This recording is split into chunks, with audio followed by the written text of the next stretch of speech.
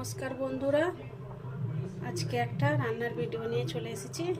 আজকে বানাবো নিম বেগুন।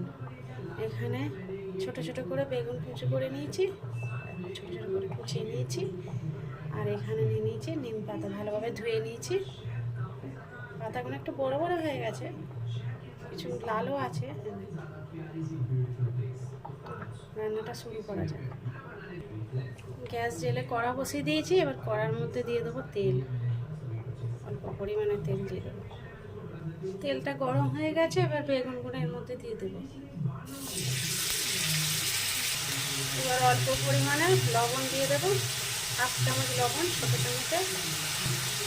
আর অল্প করে হলুদ দিয়ে, 1/2 চামচেরও কম আছে হলুদ দিয়ে।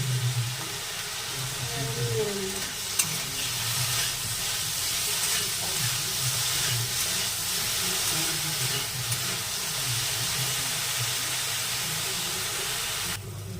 বেগুনগুলো নরম হয়ে গেছে, দেখো ভালোভাবে নরম হয়ে গেছে। এবার এর মধ্যে আমি নিম পাতাগুলো দিয়ে দেবো।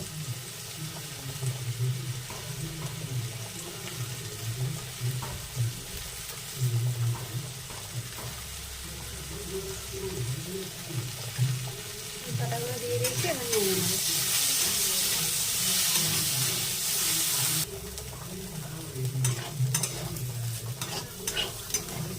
এরকমভাবে ভাজছি, ভালোভাবে ভেজে নেব।